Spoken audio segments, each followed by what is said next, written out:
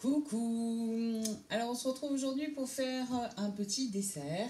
Alors c'est un dessert qu'une collègue a réalisé récemment dans le moule rectangle que voici. Et moi j'ai décidé de l'individualiser, en fait de faire des petites portions individuelles grâce à notre moule à moelleux, notre moule à muffins chez Tupperware. Et ben on va essayer de faire ça ensemble. J'ai sa recette avec ses ingrédients, j'avais... voilà, sous les yeux. Et du coup, ben, on va la faire ensemble. On verra s'il faudra rajouter ou enlever des ingrédients par la suite. J'enlève les lunettes, sinon vous avez le reflet de ma lumière. Alors, eh ben, on va simplement commencer, si je ne m'abuse, avec notre Speedy Chef 2. En fait, on va faire notre pâte à gâteau grâce à notre Speedy Chef 2. Et vous allez voir à quel point c'est super facile maintenant avec sa vitesse 2. Alors, si je ne m'abuse, on va déjà y mettre les œufs. Et les œufs, il en faut 3. Que voici. Moi, je suis un adepte de la frappe à plat sur plan de travail. Gain de temps.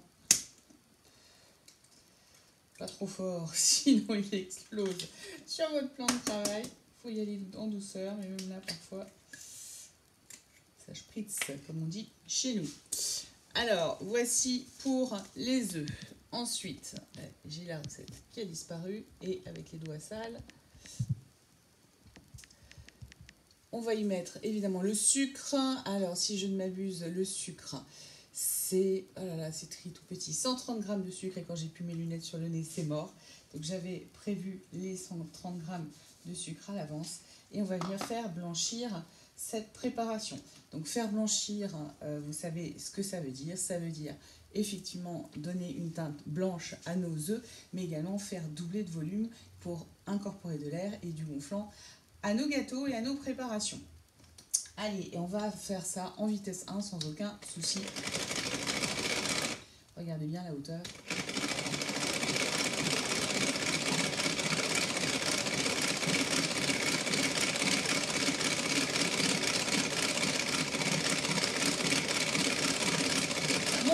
Ça monte.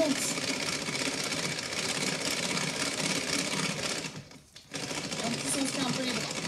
Facilement quand même.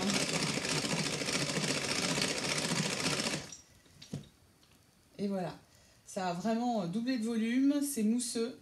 C'est juste parfait. Alors là, je vais utiliser le couvercle de mon bol à pâtisserie. On va venir faire un peu de ménage parce que j'ai un peu de blanc d'œuf sur mon plan de travail avant d'en mettre partout. Hop, ça c'est fait. Et on va continuer notre recette et justement c'est là où ça va vraiment être intéressant. On va venir faire fondre notre beurre parce qu'on va avoir besoin de beurre fondu. Donc exactement, si je ne m'abuse, c'était 100 g. C'est ça, 100 g de beurre fondu. Je vais aller le mettre 1 minute à 600 watts et je reviens tout de suite. Ça y est. Notre beurre est fondu, 1 minute à 600 watts, c'est largement suffisant. Et on va venir, vous voyez, il est tout juste fondu.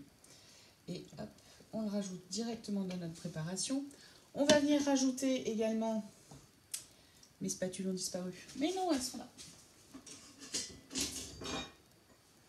On va venir rajouter nos 80 g de fromage blanc.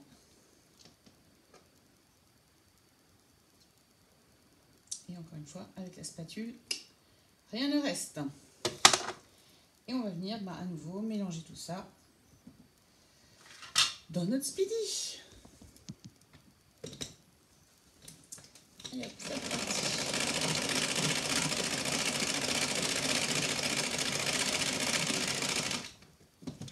Et voilà. Ensuite, pour finir, on va venir ajouter notre farine. Je n'ai pas oublié. Non, c'est maintenant que ça va venir, si je ne dis pas de bêtises. Fromage blanc, la farine, la levure. Donc là, j'ai un sachet de levure. Et je vais venir y mettre 5 ml, si je ne m'abuse. Donc on va dire une bonne cuillère à café. Si vous n'avez pas les cuillères mesure.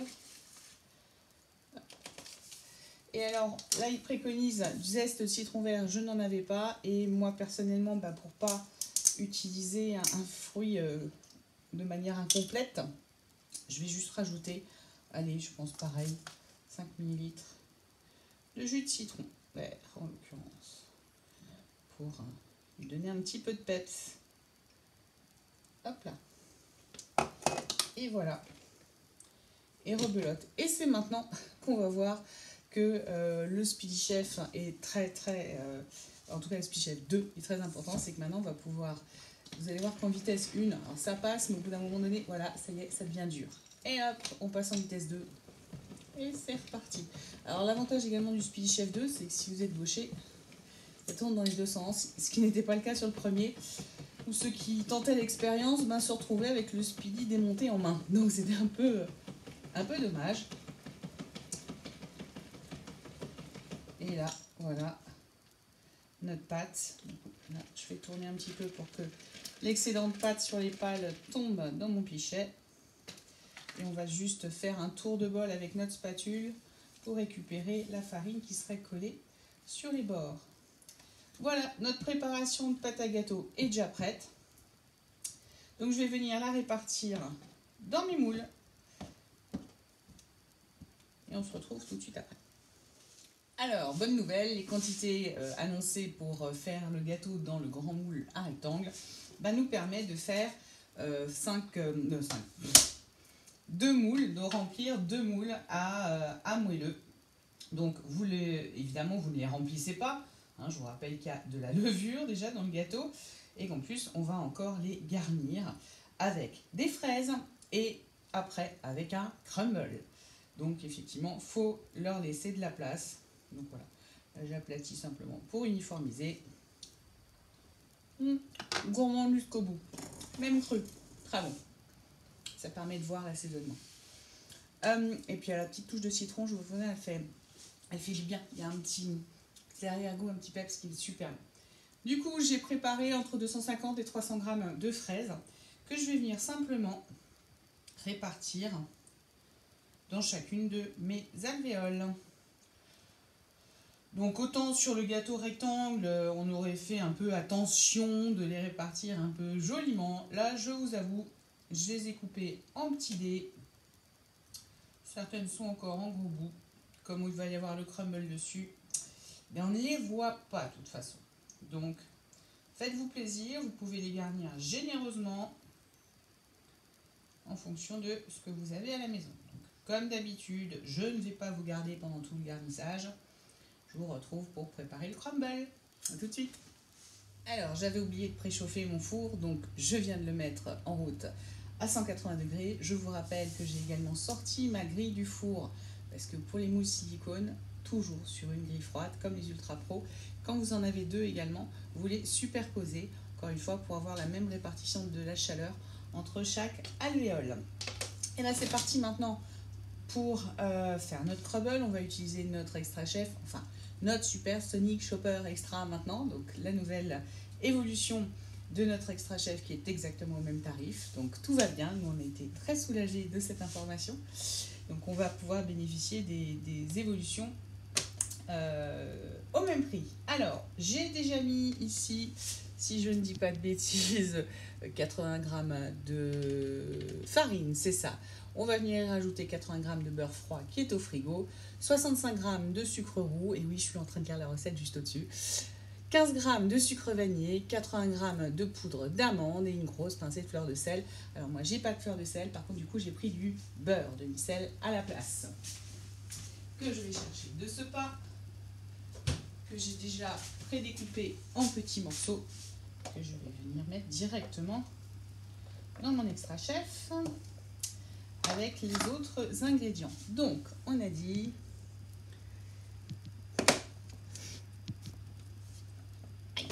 la poudre d'amande, 80 grammes. Hop.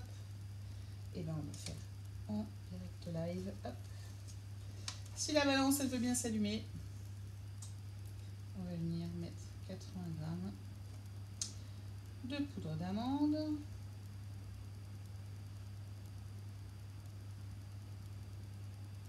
Et voilà. Également du sucre roux, si je ne m'abuse. Je fais que les manips qui font tout 65 grammes. Hop. il est plein, forcément. Il déborde. Allez. On va remettre à 0.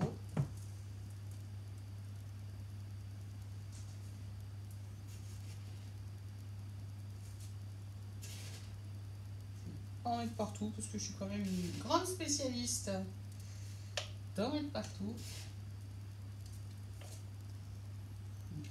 Je dis 65 grammes, c'est déjà trop bon. Allez, c'est pas grave. On va faire tout à l'heure. Qu'est-ce qui me manque? Le sucre vanillé, si je ne m'abuse, on avait dit 15 ml ou 15 grammes. Je l'ai sorti pourtant tout à l'heure. Et bien, faut croire que non. Voilà, on prépare pas tout à l'avance. 15 grammes. Allez, on refait la tare. Et on va y mettre les fameux 15 grammes, ce qui, à mon avis, pour moi, est un sachet, si je ne m'abuse. Même c'est 2, puisque le sachet fait 7,5 grammes et là, on va en mettre 2.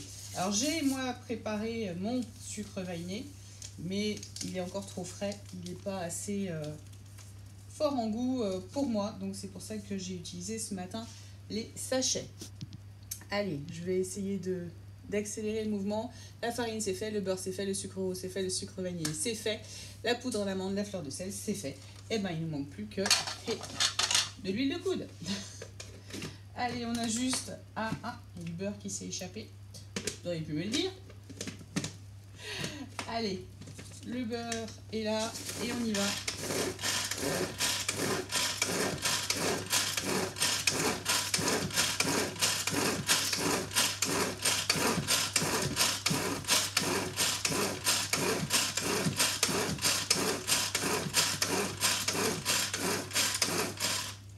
Allez, on regarde.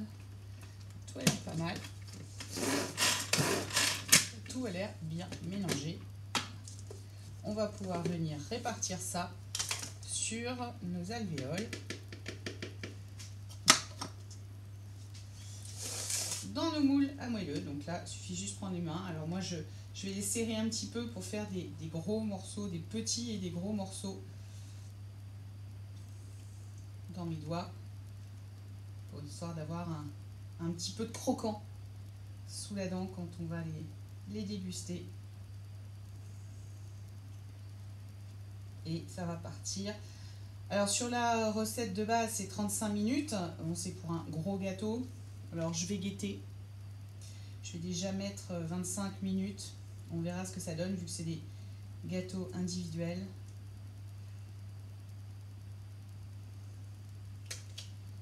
Bon, vous avez compris le principe.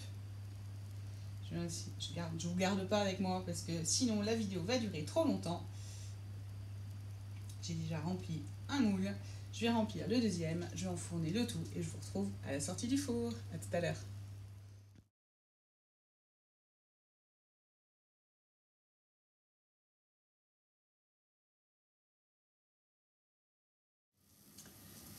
C'est de nouveau moi. Et oui, et finalement, j'ai voulu vous montrer à quel point c'était facile de les démouler. Vous voyez, bon, ils sont froids, hein, du coup, je les ai laissés refroidir. Je crois qu'ils sont même encore légèrement tièdes.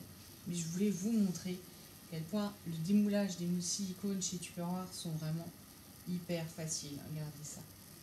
Et alors, le conseil que je vous donne, que je donne toujours, hein, c'est que lors de la première utilisation de vos moules silicone, essayez de faire une préparation plutôt grasse, de façon à ce que votre silicone s'imbibe de gras. C'est le but de la manœuvre. Ne les lavez pas trop fort, ne les décapez pas. Pas la peine de les passer au lave-vaisselle. Vous les passez à l'eau avec un peu de liquide vaisselle, mais surtout à froid, parce que sinon le silicone va absorber l'odeur de votre liquide vaisselle. Donc, préparation grasse pour qu'il s'imbibe de gras. C'est pas grave s'il y a un peu de blanc qui ressort lorsqu'ils refroidissent. Vous le nettoyez juste avant de l'utiliser. Et comme ça, tous les démoulages que vous allez faire par la suite seront juste impeccables. Et ben moi, je vais vous dire, j'en connais un qui va se régaler. Allez, bon appétit tout le monde!